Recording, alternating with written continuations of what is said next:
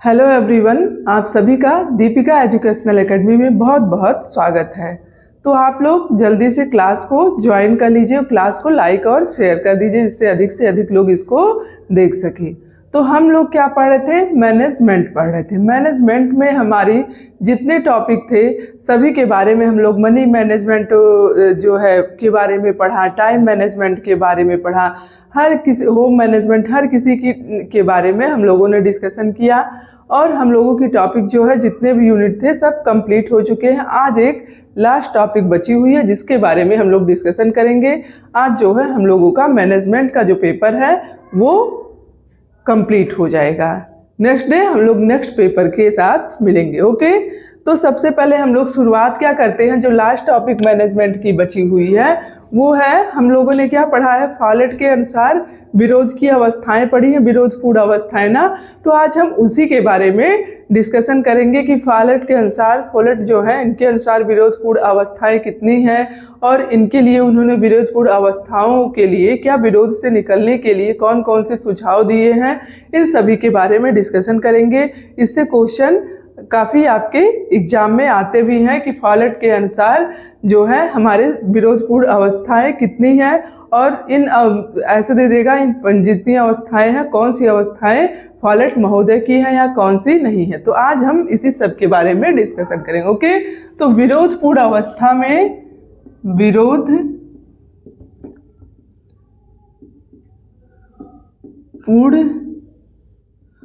अवस्था में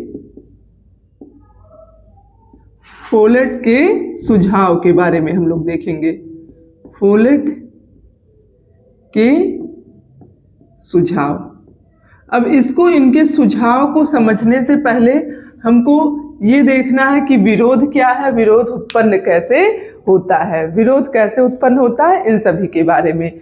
मान लो हम कोई भी कार्य कर रहे हैं या जैसे इस संसार में हर व्यक्ति एक जैसा तो है नहीं, हर व्यक्ति एक दूसरे से अलग है, सभी में असमानताएं होती हैं।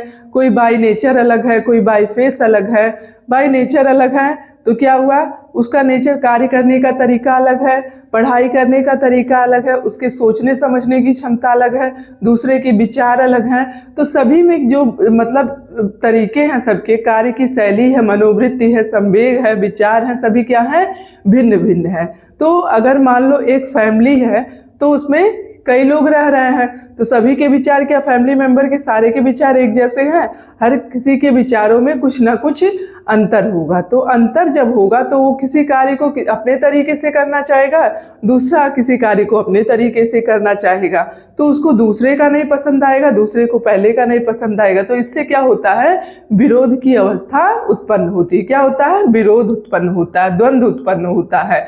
और यही विरोध जो, जैसे द्वंद्व धीरे धीरे, ऐसा तो होता नहीं कोई भी विरोध, द्वंद्व या कोई भी झगड़ा है वह एक ही दिन पे अपने पीक पे बहुत चरम सीमा पे पहुंच जाता। विरोध कैसे होता, वह धीरे धीरे करके, पहले वो उस इंसान की बातों को नहीं पसंद करता, फिर उसके कार्यों को नहीं पसंद करता, उससे गुस्सा करने लगेगा, नाराज होने लगेगा, धीरे धीरे वो इतना बड़ा उसका दुश्मन हो जाएगा कि कब पाए कब इसको मार गिराए।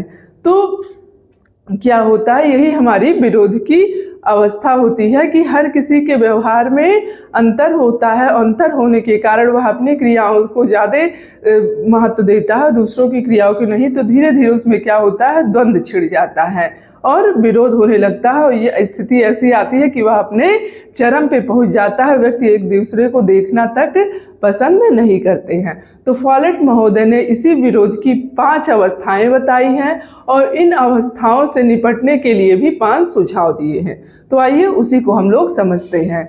जैसे हम इस तरह से समझ सकते हैं, कोई भी मैनेजमेंट, हम पेपर कौन सा पढ़ रहे हैं, मैनेजमेंट का पढ़ रहे हैं। हम कोई भी मैनेजमेंट करते हैं, किसी भी कार्य का मैनेजमेंट करते हैं या फिर कोई भी क्रिया करते हैं तो उसमें एक समय ऐसा आता है, एक स्थिति ऐसी आती है जब व्यक्ति के विचार, मनोवृत्ति और क्या है, कार्यशैली एक जैसी नहीं होती है, एक दूसरे से मेल नहीं खाती है, मिलती नहीं है। एक दूसरे के विचार जो होते हैं, कार्यशैली जो होती है, मनोवृत्ति होती है, वे एक दूसरे से मेल नहीं खाते। ऐसी स्थिति में क्या होता है, विरोधाभास होता है। लोगों में क्या हो जाता है, द्वंद्व उत्पन्न हो जाता है। जब उनके विचार नहीं मेल खाएंगे, मनोवृत्ति नहीं मेल खाएगी, कार्यशैली, उनके कार्य का तरीका एक दूसरे से मेल नहीं खाएगा, तो क्या होगा, ऐसी स्थिति में विरोधाभास उत्पन्न होगा और परिणाम स्वरूप अनेक प्रकार के द्वंद्व की स्थिति उत्पन्न हो जाती है।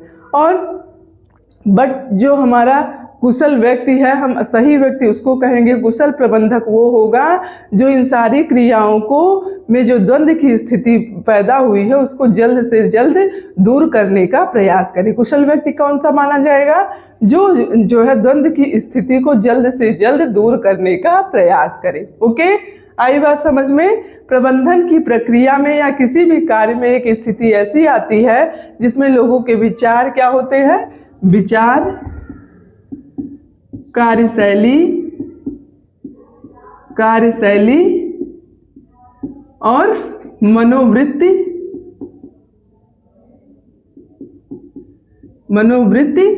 एक दूसरे से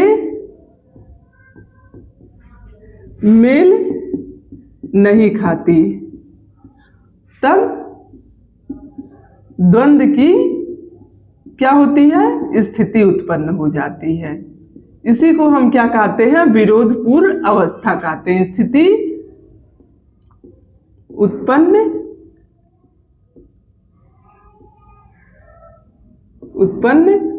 हो जाती है जब विचार, कार्यशैली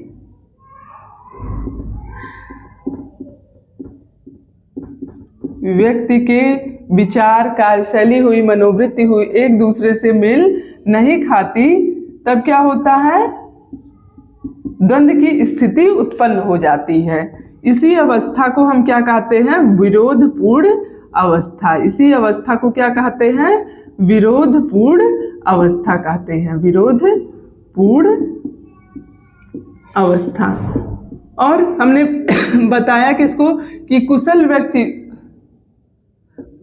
व्यक्ति कौन है, जो इस विरोधपूर्ण अवस्था को, तनावपूर्ण अवस्था को, द्वंद्व की स्थिति को जल्द से जल्द दूर करने का प्रयास करे, वो हमारा कुशल व्यक्ति माना जाता है। आई बात समझ में। जब व्यक्ति के विचार, कार्य, मनोवृत्ति इस सब में मेल नहीं खाते हैं तो द्वंद्व की स्थिति उत्पन्न हो जाती है। इसी अवस्था को हम विरोधपूर्ण अवस्था कहते हैं। अब फॉलेट महोदय ने जो है, इन्होंने विरोध की 5 अवस्थाओं का वर्णन किया है। कितनी अवस्थाओं का, विरोध की 5 अवस्थाओं का वर्णन इन्होंने किया है। आइए उसको देखते हैं कि कौन कौन सी अवस्थाएं हैं। देखो क्या है, फॉलेट के अनुसार विरोध की 5 अवस्थाएं, विरोध की 5 अवस्थाएं, किसके अनुसार, फॉलेट के अनुसार। फॉलेट के अनुसार क्या है, हमारी विरोध की 5 अवस्थाएं हैं। अब ये 5 अवस्थाएं कौन कौन सी हैं, इनको हम इस तरीके से समझ सकते हैं, जैसे ये चीज हमारी हुई, क्या हुआ, ओके। तो पहली अवस्था कौन सी बताई है, डिस्कम्फर्ट। क्या बताया इन्होंने, डिस्कम्फर्ट।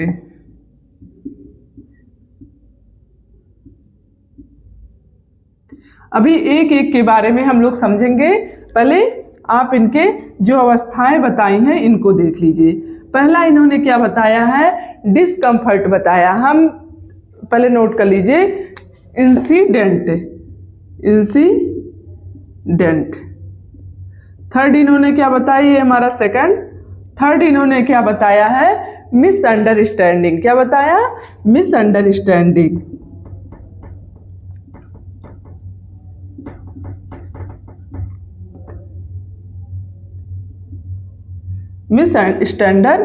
अंडरस्टैंडिंग। फोर्थ इन्होंने क्या बताया है, टेंशन। और लास्ट हमारा जो 5th है, इसको क्या बताया है इन्होंने, क्राइसिस यानी हमारी जो विरोध है।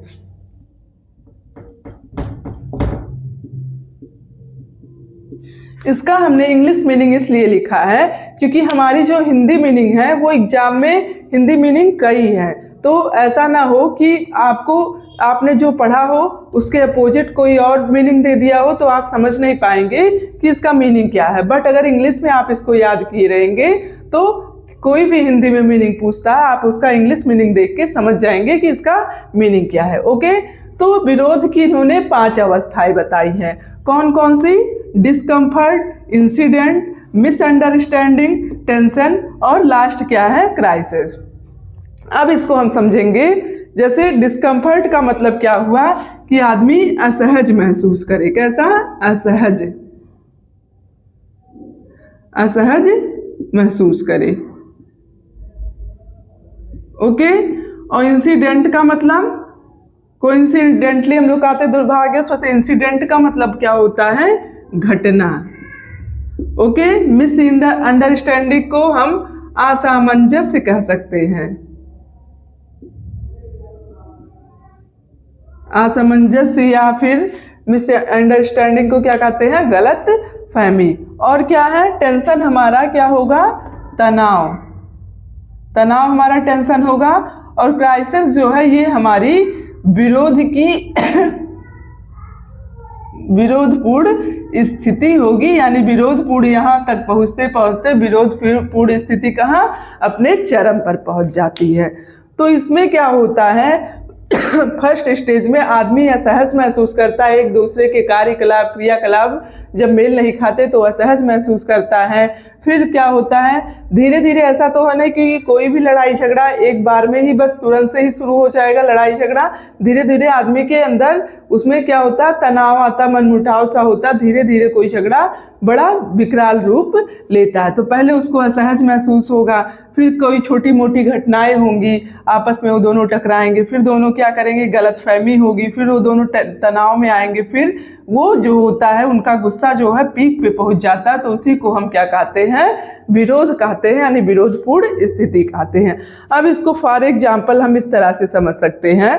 जैसे क्या होगा?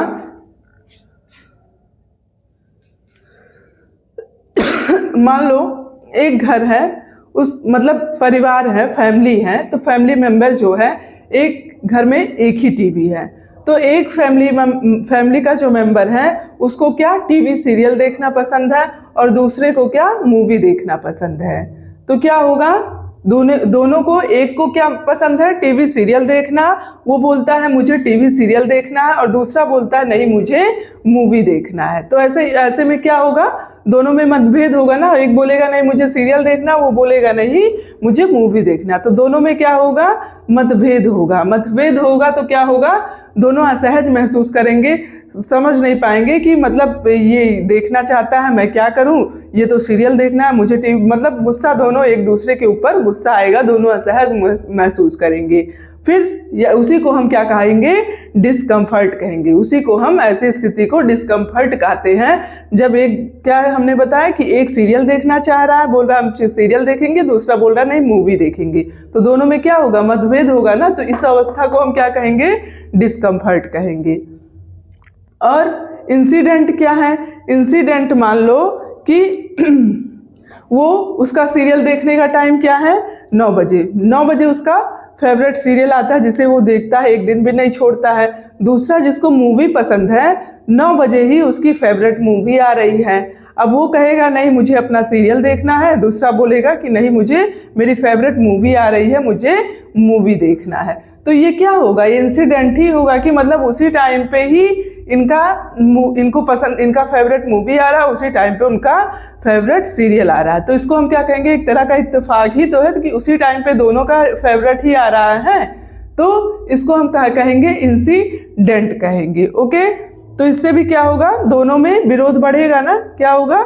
वो उसी टाइम पे उसको सीरियल देखना रहेगा, इसके लिए लड़ाई कर रहा है, दूसरा बोल रहा नहीं मूवी देखना, इसके लिए लड़ाई कर रहा है। तो इसको हम क्या कहेंगे? इंसिडेंट ही तो कहेंगे कि उसी टाइम पे दोनों का फेवरेट आ रहा है। तो इससे भी विरोध हमारा बढ़ेगा। ओके, पहले क्या था?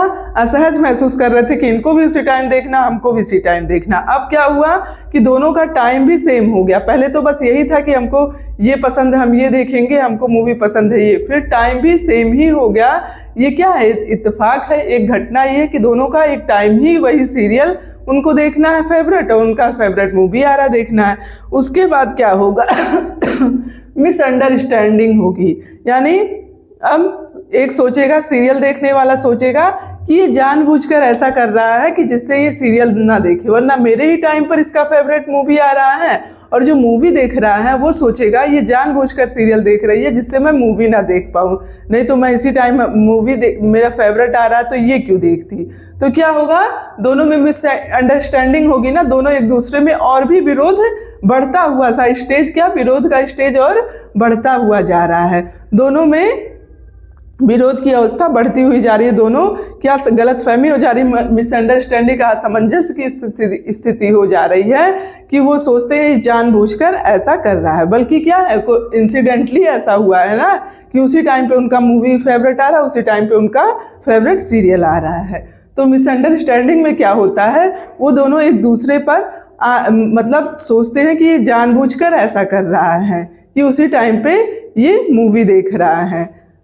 ओके, फिर क्या होता है, तनाव की स्थिति। मिसअंडरस्टैंडिंग के बाद क्या होता है, वो टेंशन में आ जाते, तनाव में आ जाते हैं, एक दूसरे के प्रति क्या हो जाता है, तनाव की स्थिति आ जाती है, कलह की स्थिति आ जाती है, उनका गुस्सा और बढ़ता जाता है। फिर लास्ट में क्या होता है, तनाव, टेंशन, इतना कलह इतना ज़्यादा बढ़ जाता है कि उनका विरोध क्या होता है, क्राइसिस मतलब विरोध हो गया कि विरोध अपने चरम पर पहुंच जाता है, किस पे, एक्सट्रीम लेवल पर यानी पीक लेवल पर विरोध की स्थिति पहुंच जाती है। मतलब दोनों चाहते हैं कि एक दूसरे का आमना सामना हो, तो ऐसा हो कि उनको मार के मैं गिरा दूं, एक दूसरे को देखना तक नहीं पसंद करते। इसी का मतलब हुआ कि जो है विरोधपूर्ण स्थिति अपने चरम पर पहुंच जाती है, दोनों सोचते हैं कब पाऊं, कब एक दूसरे को मार गिराऊं, इस तरह की स्थिति उत्पन्न हो जाती है। तो हमने बताया कि कोई भी विरोध एक दिन में, एक मिनट में नहीं होता है, वह धीरे धीरे करके मन में उसकी गांठ पड़ती जाती है, फिर धीरे धीरे करके विरोध बढ़ता जाता है।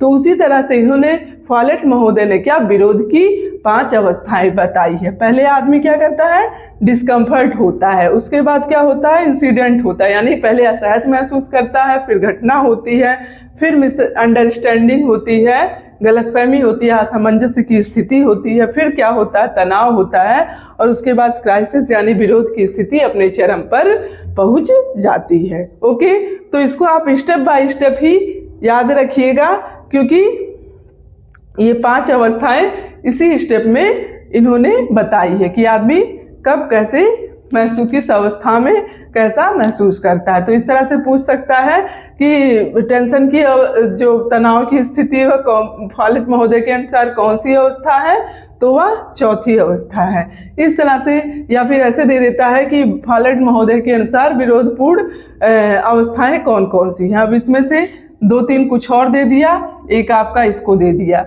या फिर एक अलग दे दिया, 2-3 इसमें से दे दिया, तो पूछेगा कौन सी नहीं है। तो आप लोग इसको स्टेप बाय स्टेप ही याद रखिएगा, step by step he note कर लीजिए। ये मैंने जो टीवी सीरियल और मूवी का एग्जाम्पल ये आपको समझाने के लिए बताया है कि धीरे धीरे स्टेप बाय स्टेप कैसे विरोध बढ़ता जाता है। इस प्रत्येक स्टेप को, हर अवस्था को समझाने के लिए मैंने उसको बताया। आप फॉर एग्जाम्पल कोई भी एग्जाम्पल लेके खुद समझ सकते हैं। ओके, और क्या है, हमारे जो फॉलेट महोदय हैं, फॉलेट महोदय ने क्या कहा है कि जब विरोध की स्थिति उत्पन्न हो जाए, यानी विभिन्नता की स्थिति उत्पन्न हो जाए, स्थिति पैदा हो जाए, तब उसका विरोध करने की आवश्यकता नहीं है। फॉलेट ने क्या कहा है कि जब विभिन्नता की स्थिति उत्पन्न हो जाए तब उसका विरोध करने की आवश्यकता नहीं है, वरन क्या करना चाहिए, उसका सामना करना चाहिए। हमें विरोध नहीं करना चाहिए, उसका सामना करना चाहिए। इन्होंने क्या बोला, फॉलेट महोदय ने, कि जब विभिन्नता की स्थिति उत्पन्न हो जाए, यानी भिन्नता की स्थिति, जब भिन्नता की, इसको नोट कर लीजिए, पूछ सकते फॉलेट महोदय ने क्या कहा। तो जब भिन्नता की स्थिति उत्पन्न हो जाए तो विरोध की आवश्यकता विरोध करने की आवश्यकता नहीं है। तो क्या होता है, विरोध करने की आवश्यकता नहीं, वरन उसका सामना करने का प्रयास करना चाहिए। क्या करना चाहिए,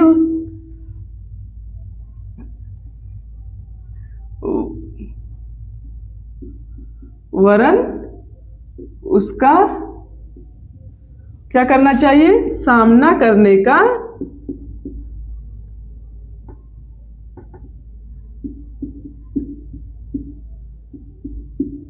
प्रयास करना चाहिए।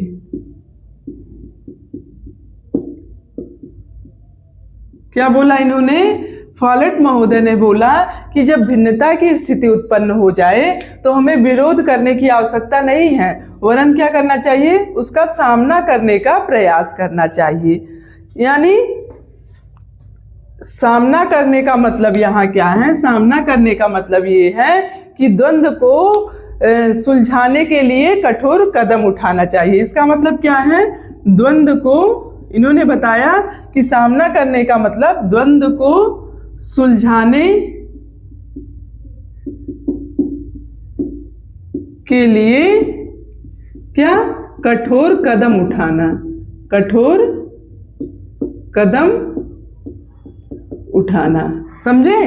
तो इन्होंने क्या बोला कि जब भिन्नता की स्थिति उत्पन्न हो जाए तो हमें क्या, विरोध नहीं करना चाहिए, बल्कि उसका सामना करने का प्रयत्न करना चाहिए। अब यहाँ सामना करने का मतलब यह है कि द्वंद्व को सुलझाने के लिए हमें क्या करना चाहिए, कठोर कदम उठाना चाहिए। मान लो दो व्यक्तियों की कार्यशैली मैच नहीं कर रही है, दोनों में द्वंद्व की स्थिति उत्पन्न हो जाती है। क्या होता है, द्वंद्व की स्थिति उत्पन्न हो जाए तो ये नहीं है कि दोनों में ये गुण होने चाहिए कि वो विरोध को और बढ़ाए ना, बल्कि उसका सामना करे, दोनों अपनी अपनी गलतियों को समझे और उसको दूर करने का प्रयास करें कि कैसे हम विरोध की स्थिति में ना पहुंचे, हम उससे दूर हो जाएं। अपनी अपनी गलती को स्वीकार करते हुए क्या करना चाहिए, विरोध की स्थिति को बढ़ाना नहीं चाहिए। यही ये कहना चाह रहे हैं कि जब भिन्नता की स्थिति उत्पन्न हो जाए तो विरोध करने की आवश्यकता नहीं, बल्कि उसका सामना करना चाहिए।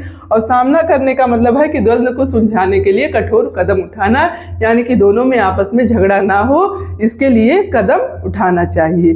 तो ये कौन कहा है, फॉलेट के अनुसार इन्होंने ये कहा है। अब हम देखेंगे, ये तो इन्होंने बताया हमारे विरोध की 5 अवस्थाएं। अब विरोध की जो 5 अवस्थाएं हैं उनसे निपटने के लिए इन्होंने क्या, 5 सुझाव भी दिए हैं। अब हम उनके बारे में देखेंगे। विरोध की अवस्थाओं से निपटने के लिए इन्होंने जो सुझाव दिया, सुझाव के बारे में भी क्वेश्चन बनते हैं। फॉलेट के 5 सुझाव, फॉलेट के 5 सुझाव। ये 5 सुझाव किस लिए है, झगड़ा यानी विरोध को खत्म करने हेतु फॉलेट महोदय ने 5 सुझाव दिए हैं। किसको, विरोधपूर्ण स्थिति को, द्वंद्वपूर्ण स्थिति को खत्म करने के लिए फॉलेट महोदय ने क्या किया है, 5 महत्वपूर्ण सुझाव दिए हैं। अब इन्होंने कौन कौन से सुझाव दिए उसको नोट कर लीजिए। पहला इन्होंने क्या बोला, समझौता, समझौता यानी कंप्रोमाइज।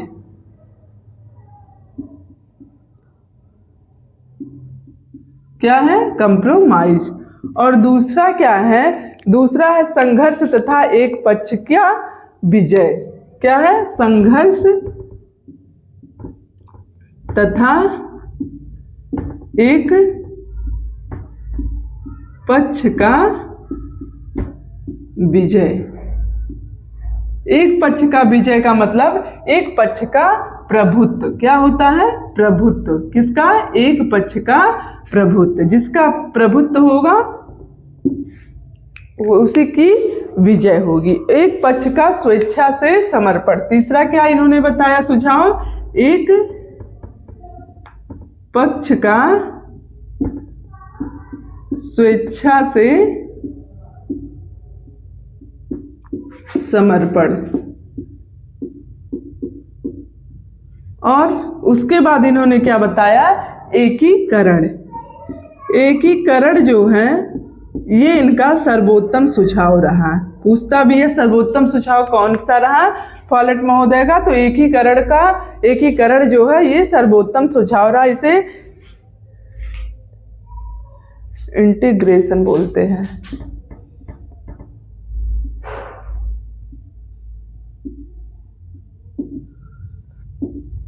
ओके, इंटीग्रेशन, एकीकरण को क्या बोलते हैं, इंटीग्रेशन।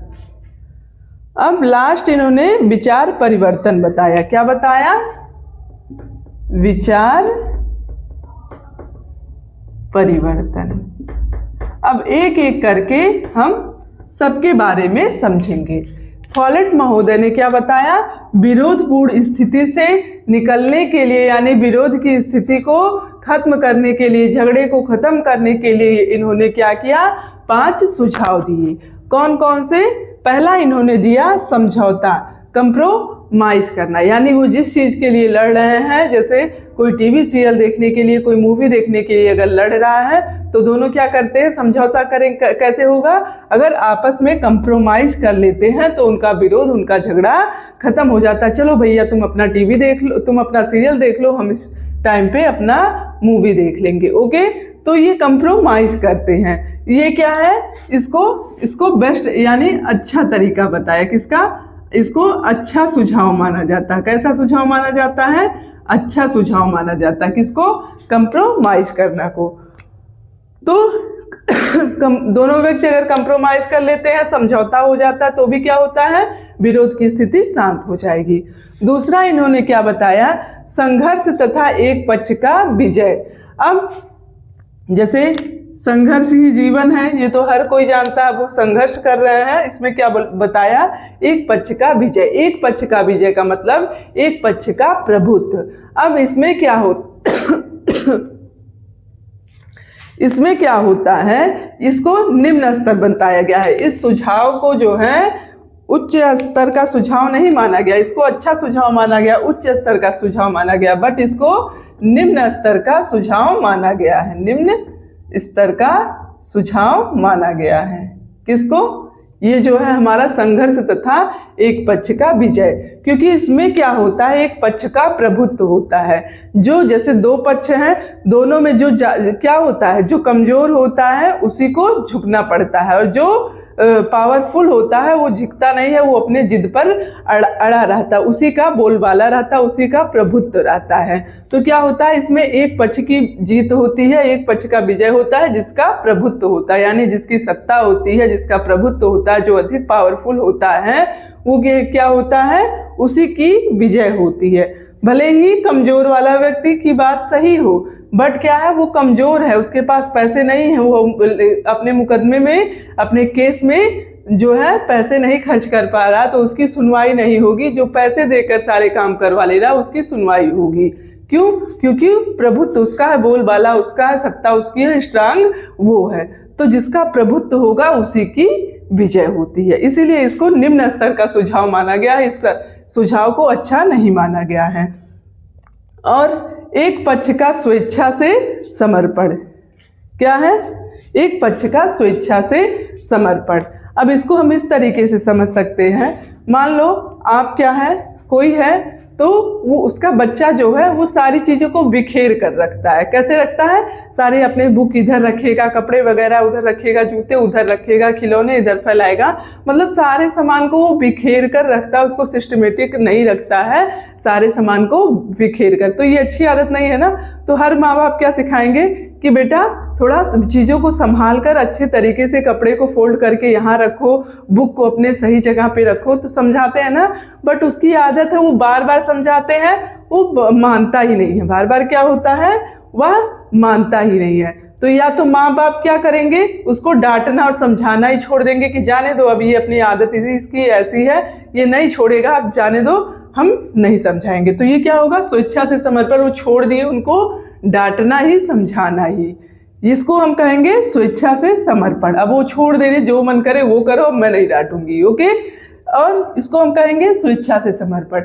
या फिर ये भी हो सकता है कि आप बार बार समझा रहे हैं, बार बार बच्चा वही गलती कर रहा है, कभी क्या होता है उसके माइंड में आता नहीं, मम्मी हमेशा समझाती रहती बेटा अपने सामान को, मम्मा इसके लिए कितनी परेशान होती है, बेटा अपने सामान को सही से रखो, सही से रखो, हमेशा डांटती, हमेशा समझाती, बहुत परेशान होती है। चलो क्यों ना मैं मम्मी का कहना मान लेता हूँ, अब अपने सामान को सारे सिस्टमेटिक ढंग से रखूंगा, अब फैलाऊंगा नहीं, अब मैं सारे सामान को सही से रखूंगा। तो क्या हो, अपनी स्वेच्छा से वो क्या कर रहा है, उसकी स्वेच्छा से वो अपने कार्य को कर रहा है। तो ये होता है एक पक्ष का स्वेच्छा से समर्पण, इसी को हम कहेंगे एक पक्ष का स्वेच्छा से समर्पण। या तो माता पिता हार के उसको डांटना छोड़ दे तो उसको भी हम स्वेच्छा से समर्पण कहेंगे, या तो वह बच्चा खुद ही समझ जाए कि हाँ हम इतना समझाते हैं, डांटते हैं, चलो अब मैं मान जाता हूँ। तो जब दोनों में लड़ाई होती है तो कोई एक पक्ष होता है, चलो जाने दो, झगड़ा छोड़ो, बवाल खत्म करते हैं, चलो मैं ही मान जाता हूं, अब मैं ऐसा कार्य नहीं करूंगा। दोनों की लड़ाई, अगर एक पक्ष क्या होता है स्वेच्छा समर्पण कर देता है तो पूरी लड़ाई ही खत्म हो जाएगी। ठीक वही चीज यहाँ पे है, एक पक्ष का स्वेच्छा से समर्पण। दोनों लोग में से कोई भी व्यक्ति स्वेच्छा समर्पण कर दे, जाने दो अब हम लड़ाई नहीं करेंगे, जाने दो मैं ही हार मान लेता हूँ, मैं नहीं लड़ूंगा। तो इसको 1 मिनट,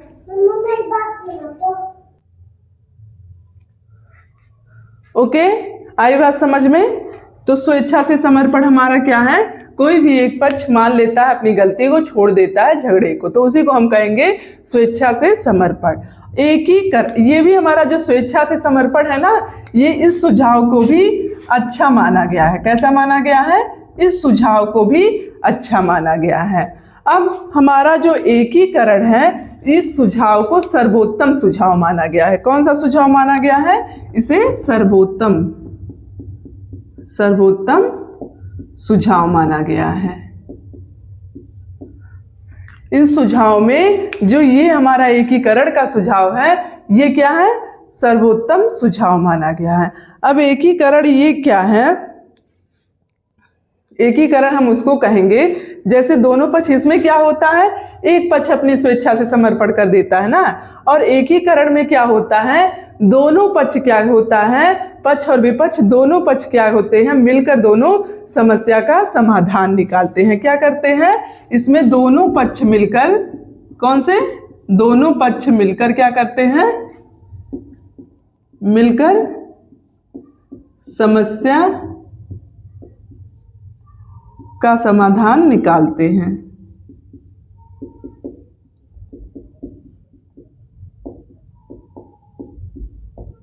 इसलिए इसको क्या गया है, सर्वोत्तम सुझाव कहा गया है। एकीकरण के सुझाव में क्या होता है कि दोनों पक्ष जिसमें टकराव थी, आपस में मतभेद था, विरोध था, द्वंद्व था, वो दोनों क्या करते हैं, अब आपस में मिलकर समझौता कर लेते हैं। क्या करते हैं, आपस में मिलकर समस्या का समाधान निकालते हैं। कैसे, क्या होगा, हमने क्या बताया, एग्जाम्पल क्या दिया कि टीवी सीरियल देखने वाला, उसको सीरियल पसंद है, सीरियल देखना चाहता है, और मूवी देखने वाला वह मूवी देखना चाहता है।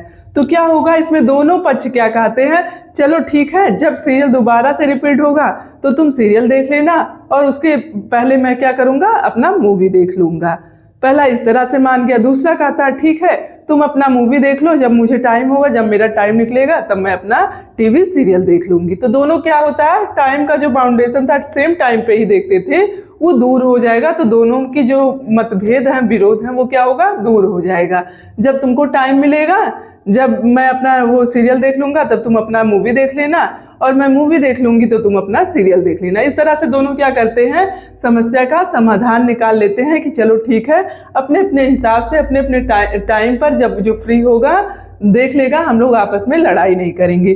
तो इसी को क्या करते हैं, एकीकरण कहते हैं। यानी दोनों लोग मिलकर समस्या का समाधान निकाल लेते हैं, दोनों को क्या करते हैं, अपनी विरोध की स्थिति को खत्म कर देते हैं कि चलो तुम इस टाइम पे अपना काम कर लेना, मैं इस टाइम पे अपना काम कर लूंगी। जैसे कोई कह रहा है कि नहीं मुझे इसी टाइम पे मुझे वो मंदिर जाना है, कोई बोल रहा नहीं 9 बजे ही उसको मंदिर जाना है, कोई बोल रहा है घड़ी में मेंबर जो दूसरा है, नहीं मुझे उसी गाड़ी से मुझे स्कूल जाना है।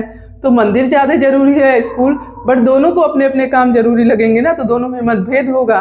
तो एकीकरण की स्थिति में क्या होगा कि भैया तुम स्कूल जाना तुम्हारा ज़्यादा जरूरी है, स्कूल तुम चले जाओ, मैं मंदिर किसी और दिन चली जाऊंगी। और वो भी कहता है कि ठीक है, अगर जाना हो तो चले जाओ, मैं किसी और से बात करके किसी दूसरे की गाय। तो क्या होगा, दोनों समस्या का समाधान निकाल ले रहे हैं मिलके ना, तो इसी को हम एकीकरण कहते हैं और इस सुझाव को सर्वोत्तम सुझाव माना गया है। ओके, आई बात समझ में। और लास्ट हमारा क्या है, विचार परिवर्तन। विचार परिवर्तन जो है इसको भी कैसा सुझाव माना गया है, इसको भी अच्छा सुझाव माना गया है। किसको, अच्छा सुझाव, हमारे विचार परिवर्तन को भी कैसा सुझाव माना गया है, अच्छा सुझाव।